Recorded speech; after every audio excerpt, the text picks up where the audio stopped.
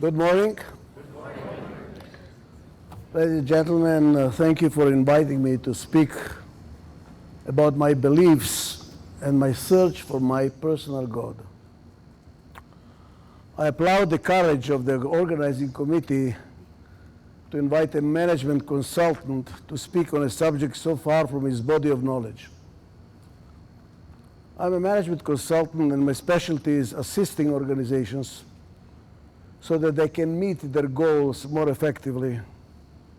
And quite a few religious organizations, especially the Catholic Church, use my management theories and practices to improve how they develop and nurture their congregations, even though the study of religion is not my field of inquiry.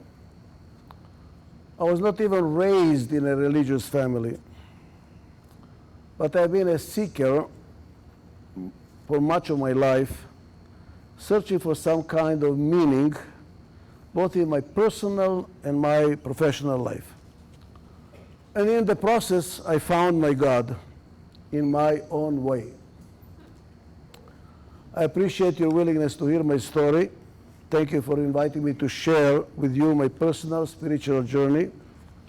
I thank you for your trust. One often hears people say, there is only one God. The God of the Christians, Jews, and Muslims is the same God. We should all live in peace because we all worship the same God. One day during meditation, I wondered whether I agree with this statement. The God of the Muslims orders his followers to kill infidels. The Christian God, like Zeus, has a child with a human being. The Jewish God is jealous and controlling. He orders his believers around, telling them what to do, what not to do, and threatens them with a list of punishment and disasters if they disobey him. I realize I'm interpreting the holy books literally, but still, are these three gods the same? I don't know, but I know one thing. None of these gods strikes a responsive chord in me. But I do believe in God. Who is my God? And how did I find him?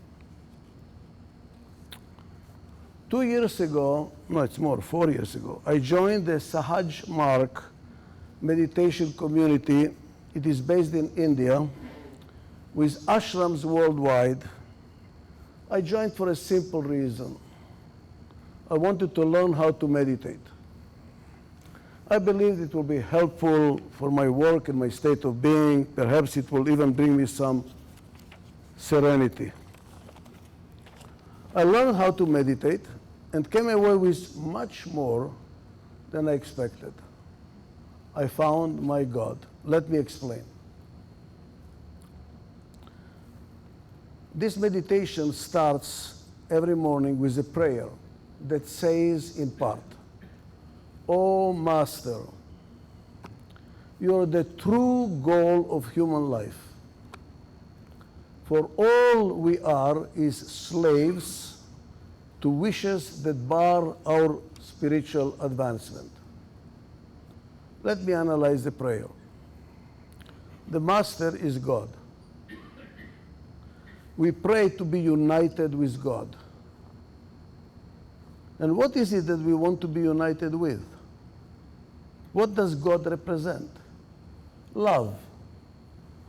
Total, absolute, unconditional love. And what is love? Unity, integration, harmony.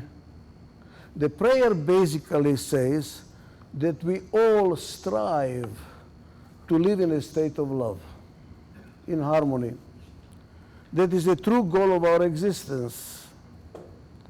But our wishes, desires, enslave us, impede our ability to experience love. In essence, they hold us back from living in harmony, from becoming one with God. How?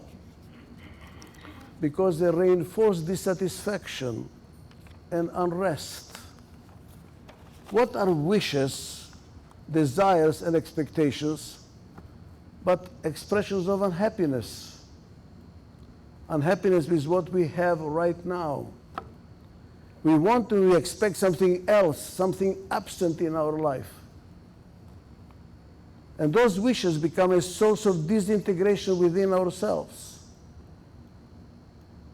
But expectations separate us from God.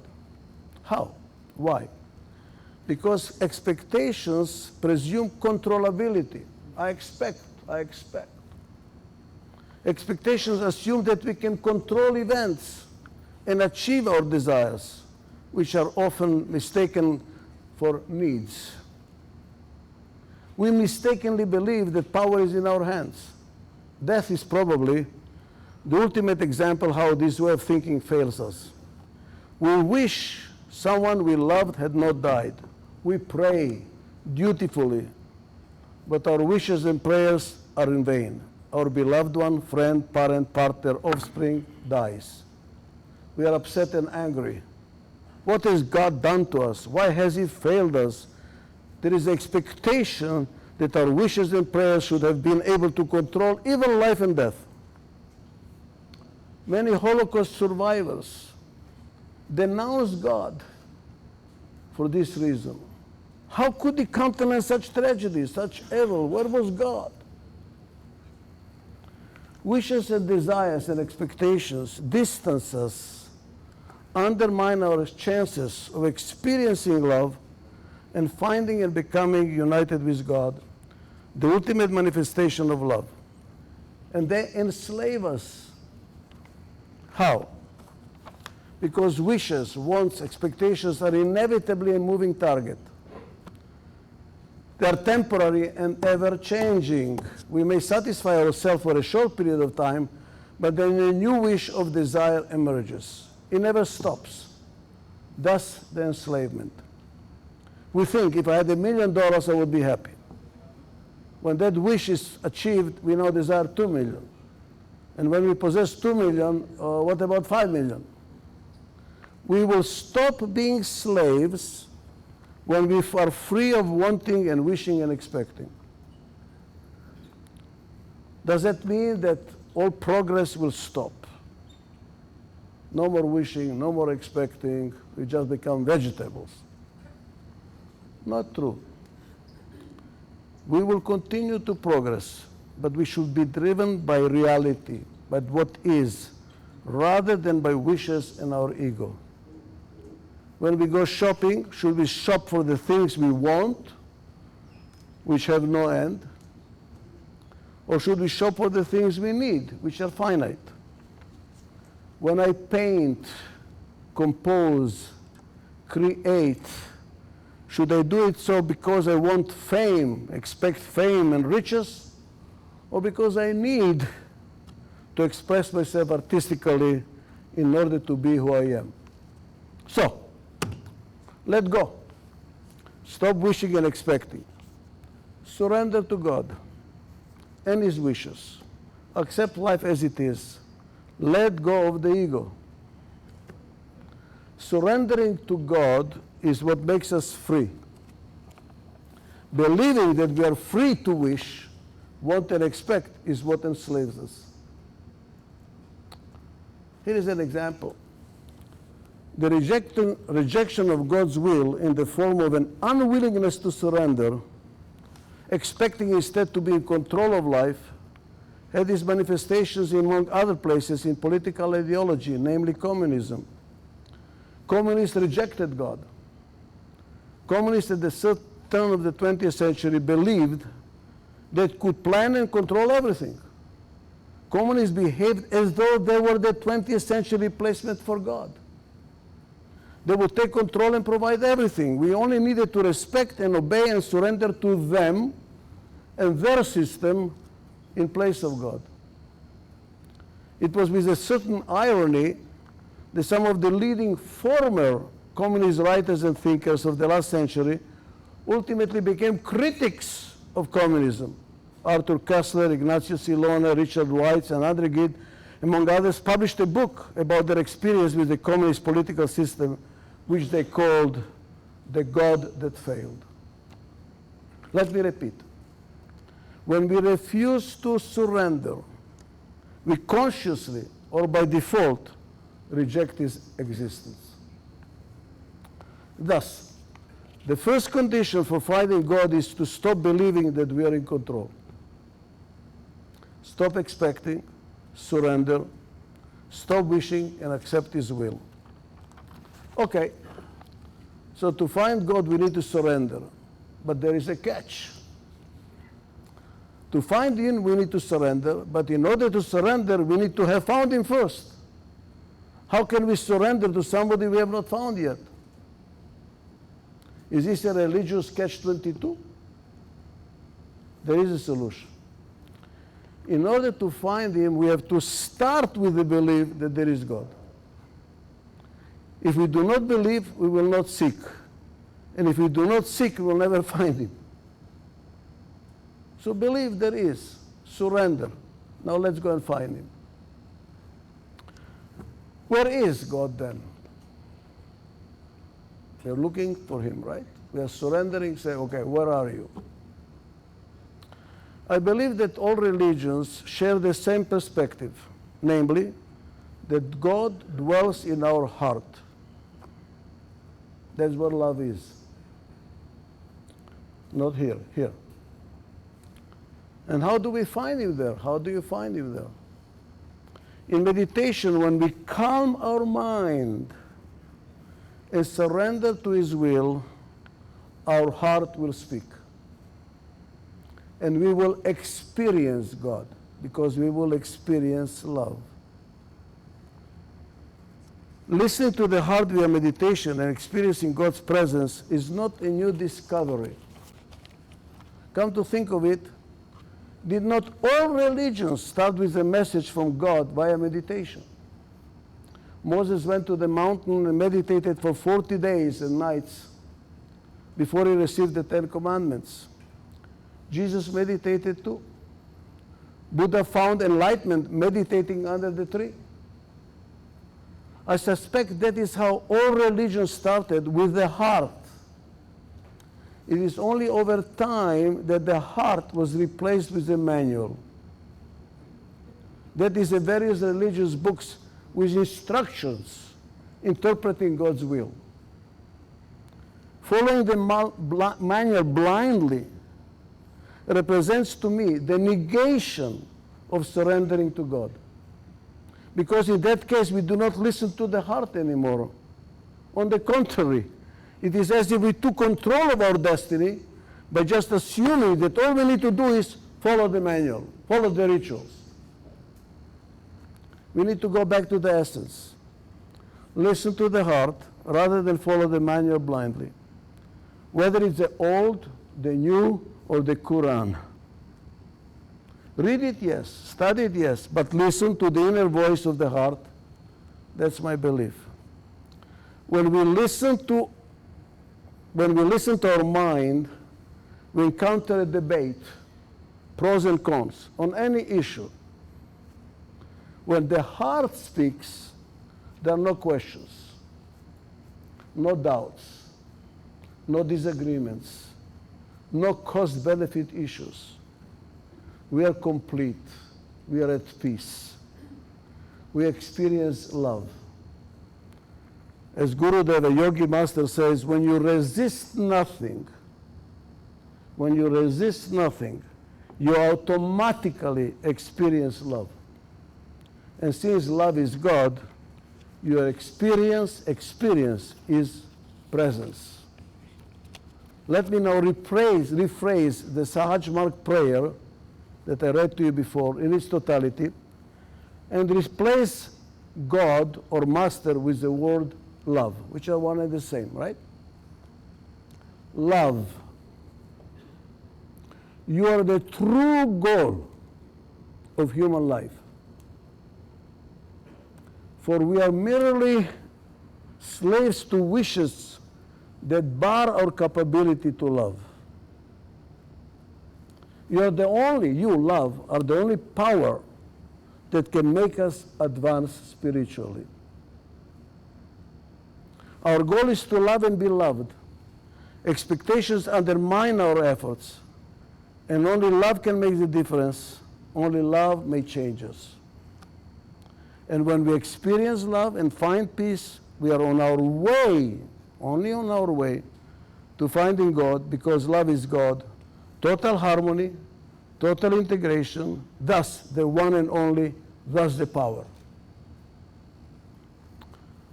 For a long time, I could not accept this way of thinking and behaving. I was fighting it. I was unable to let go and connect with my heart.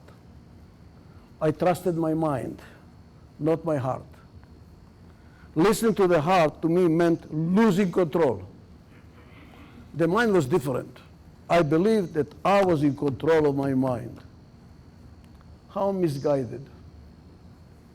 Are we in control of our mind, or is it in control of us? Maybe our mind is controlled by wishes implanted by others, by people we want to please, or by the media that influences us with advertising and promotions and headlines. Or maybe our mind is ruled by an ego we do not control. How false this world of ours, the world of non-believers. When we calm our mind, surrender our ego, give up expectations based on false sense of control, we are ready to hear the voice emanating from our heart. We'll find a kind of peace, a peace of mind. We'll then cultivate a sense of gratitude for whatever we have in our life, for better or worse. We will experience love, we will experience God. Is that all? No. Sitting in a cave or seminary, meditating or formatting,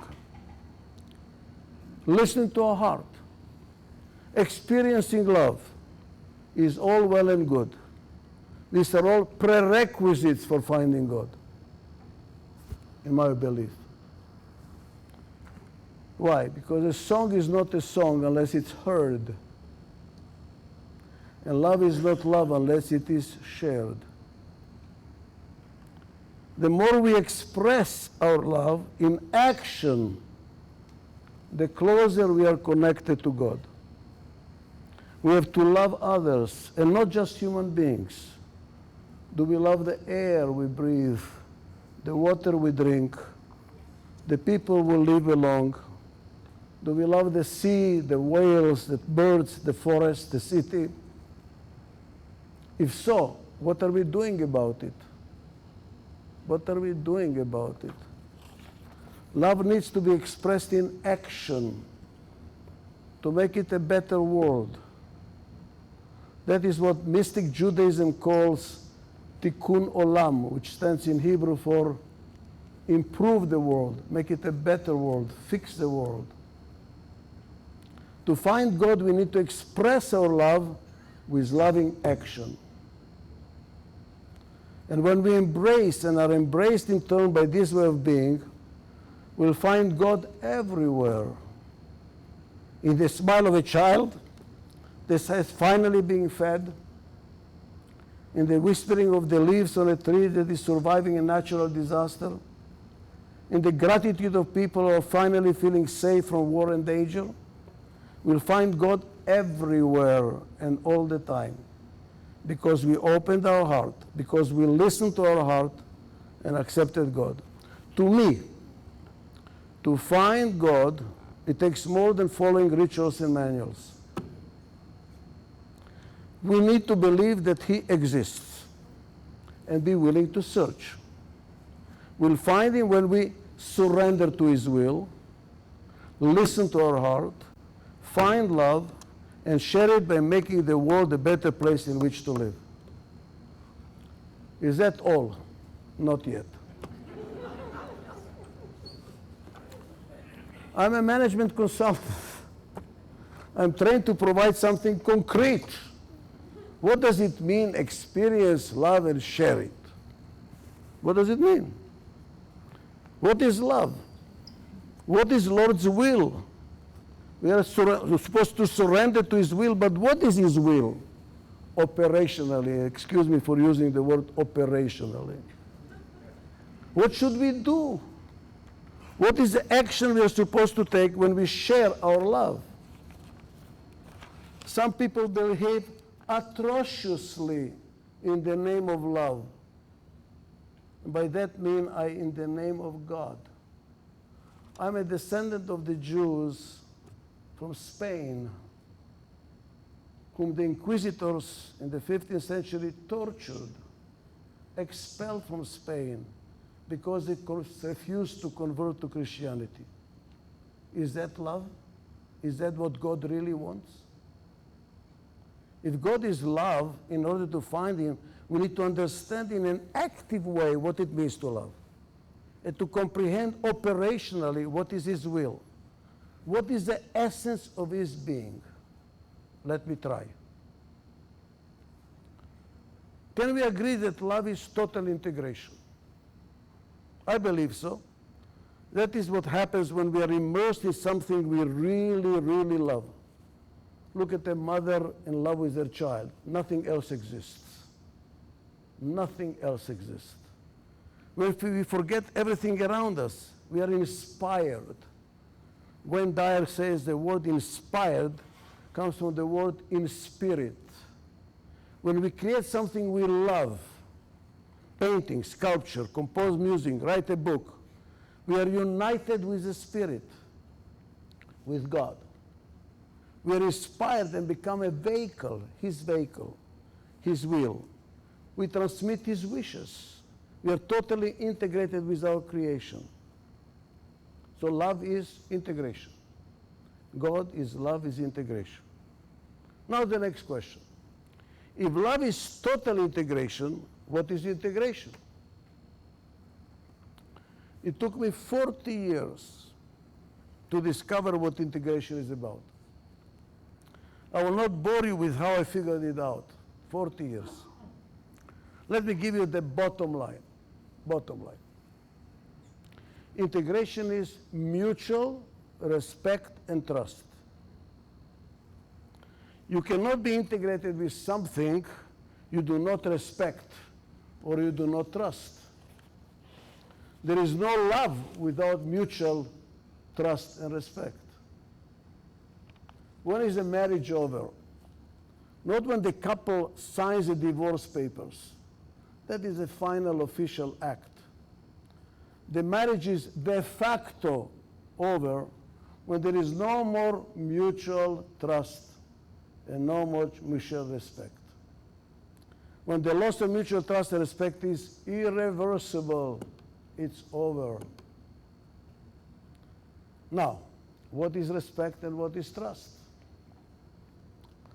The philosopher Immanuel Kant says that respect is to recognize the sovereignty, undeniable right, sovereignty, of the other person to think differently. That's respect.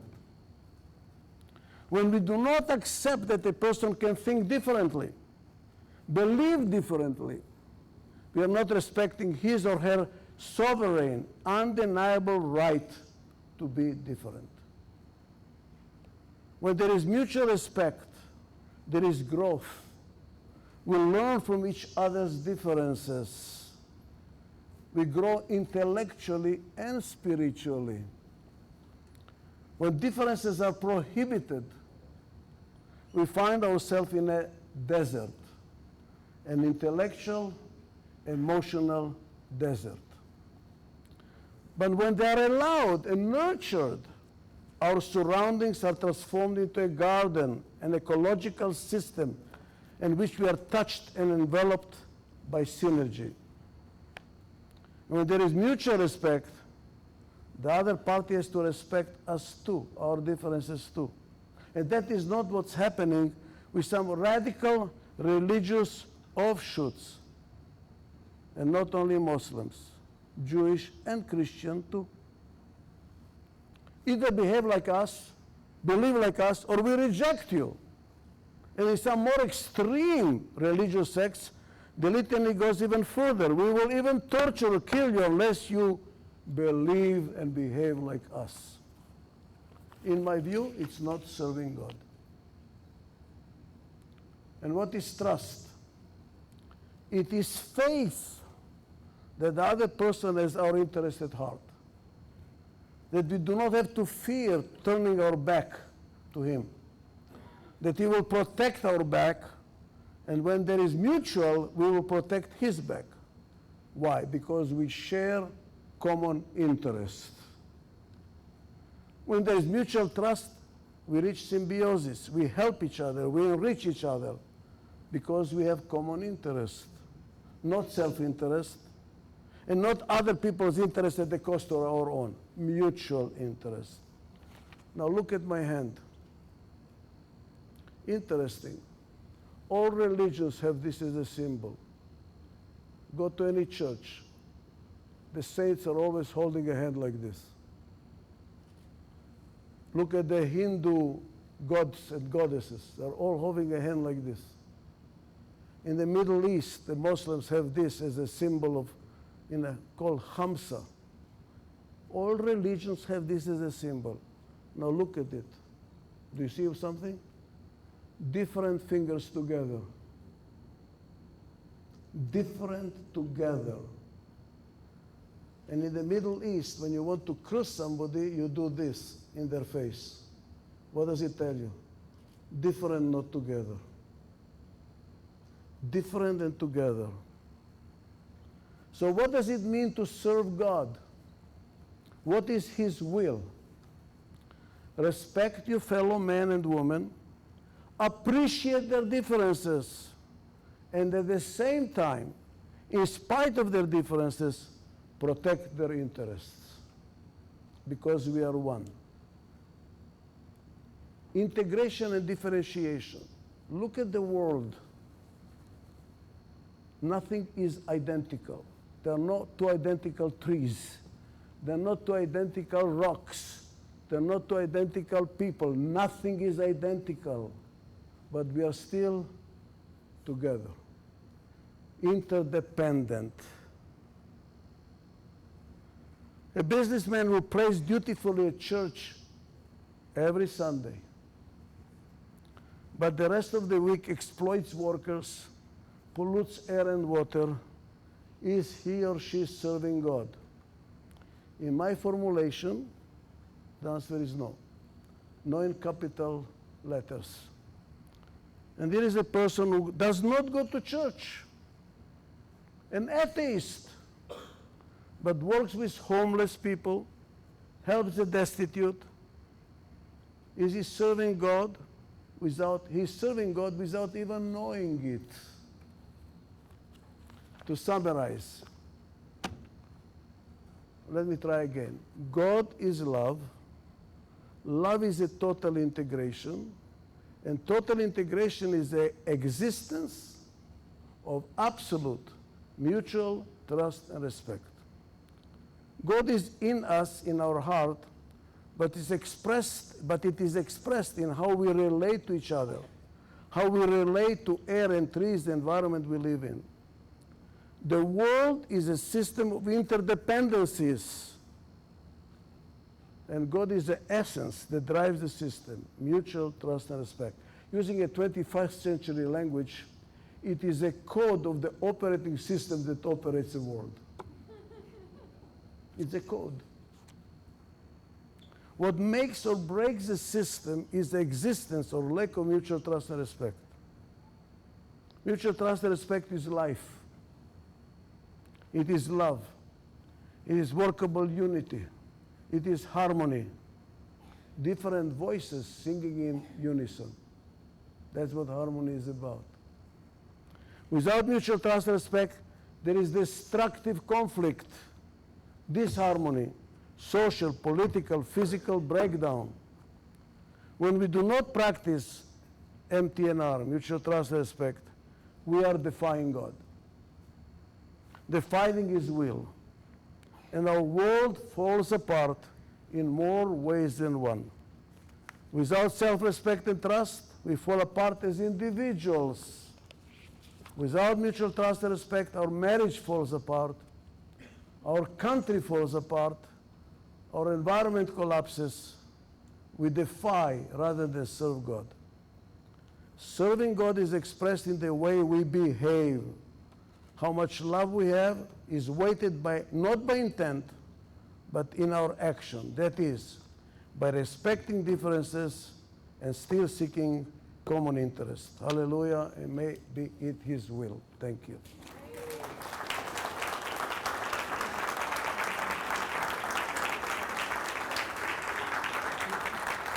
That was excellent. Excellent. Thank you so much.